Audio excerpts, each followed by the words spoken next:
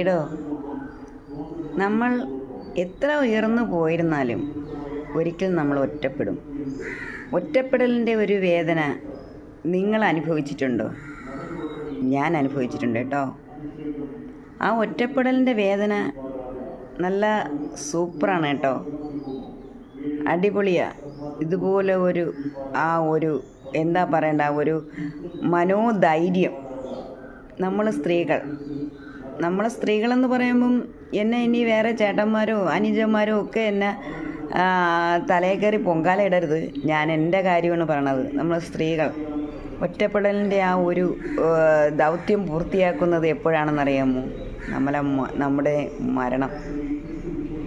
കാര്യം നമ്മളുടെ സുഹൃത്തുക്കൾ, നമ്മളുടെ മക്കൾ, അവരെല്ലാവരെയും അവർക്ക് ബഹുമാനം കൊടുക്കും.